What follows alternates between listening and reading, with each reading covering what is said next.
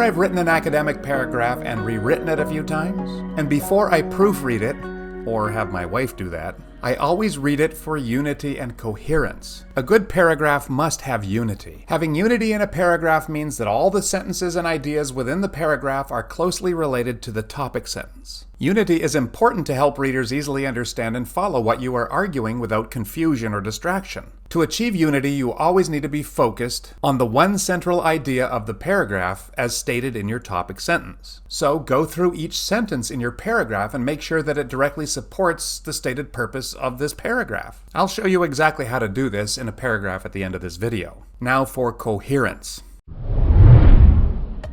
A coherent paragraph flows smoothly, with each sentence leading naturally to the next one, and all the sentences are organized logically in a clear sequence. Let's start with a few simple things that can help your paragraphs cohere. Consistent verb tense. This paragraph comes from a passage discussing the night of the living dead. Ben is protective of Barbara, but only somewhat so. When Barbara first enters the farmhouse, she discovers a partially consumed corpse and flees. Ben, just having arrived in a pickup truck, intercepts Barbara and, with a tire iron, gallantly dispatches several lurching men who are becoming numerous, and finally leads the hysterical Barbara back into the house. It's all present tense. If you're writing history paragraphs, I imagine it's in past tense. Whatever paragraph you are writing, the tense should be consistent. Another simple thing that will help your coherence is to make sure that your pronouns have clear antecedents. An antecedent is the person, place, thing, or idea to which the pronoun refers. Here's an example of an unclear antecedent. When Ben talked to Harry, he was angry. Who was angry?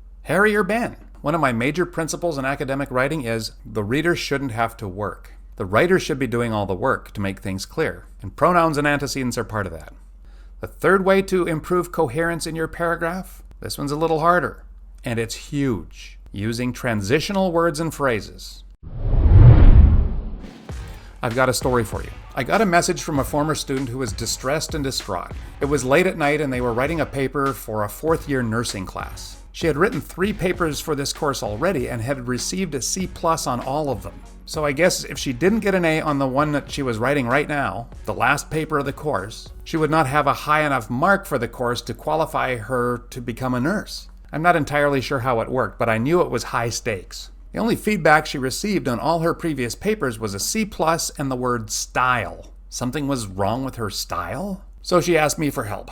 So I'm wondering what I could possibly do to help. Like, this was a nursing class, and I don't know what nursing professors want in their papers, or what they might mean by style. But I told her to email what she had written so far. When I read that first page, I knew instantly what her problem was. She had no transitional words or phrases. Here's a whole bunch. The idea here is not to sit with this list and find words to stick into your paragraph. Your sentences should be related to each other. So all you need to do is put the appropriate bridge word that signals the relationship. That nursing student, she knew all the relationships between her sentences. She just never put the word in. And her prof wasn't able to articulate what her problem was. It's just that her paragraphs weren't really coherent. And some of these words are really little. Also, on the other hand, yet. Here's a decently written paragraph. Let's look at unity first and then coherence, and see how all this is achieved.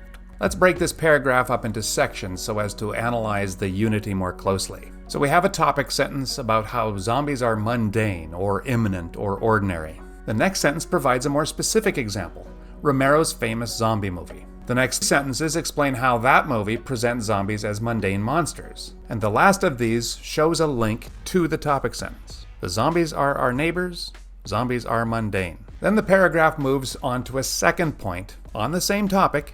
They are mundane because they possess neither supernatural nor superhuman qualities. These supporting sentences go into a compare-contrast mode, comparing modern monsters to older ones, and comparing modern zombies to other modern monsters. The next 2 sentences link the conclusion of the second point back to the topic sentence. The zombies bleed and decay, therefore they're ordinary and mundane. And that last sentence, it takes the central idea of the whole paragraph and it links it to the thesis of the whole paper, which is that zombies are monsters for our time, modern monsters for a modern time. And I think it could also be transitioning to the next paragraph, which may be how the settings of zombie narratives are also mundane and ordinary. So this paragraph has unity. Does it have coherence? To see if this paragraph coheres, let's look for bridges between sentences. After the topic sentence, the first body sentence ends with zombies, and the following sentence begins with the pronoun they. The antecedent ends the first sentence, and the pronoun begins the second. That's a bridge between those two sentences. Interestingly, is a bridge word linking the previous sentence to an interesting and relevant fact. The effect of all this. This connects all the body sentences so far. They're making the first point, and so it draws a summary conclusion.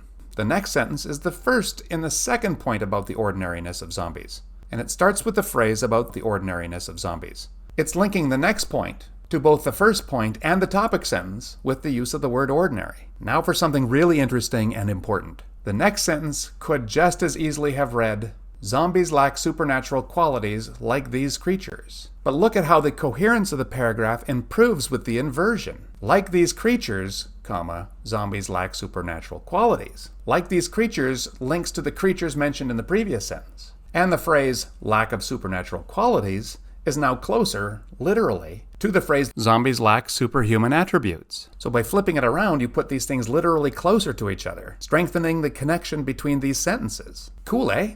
The however is a linking word, and it bridges to the next sentence. And in the one after that, coherence is maintained by using the words supernatural and superhuman, words that were used in the previous sentence. The next sentence, the second last one, I'm wondering if there's a problem here. Not just with coherence, but maybe with unity. This one's talking about zombies not being like supernatural monsters only. But in the previous sentence, we brought the whole paragraph to the place where we've said that the zombies are neither supernatural or superhuman. And now we're going back to just the supernatural again? That doesn't really work for me. But I do like the second part of that quote. That's probably why it ended up in my draft. But the important thing is that if I were not reading this paragraph for unity and coherence, I never would have come across this problem. And that's why you should make this one of your read-throughs. I have three options with this sentence. One is just leave it the way it is, because it shows that I'm doing some good quoting, and we know professors like that. And let's face it, there's a good chance that he or she won't notice the problem. But then I wouldn't be able to sleep at night. A second option is I could cut out the phrase, unlike the spirits of distant generations,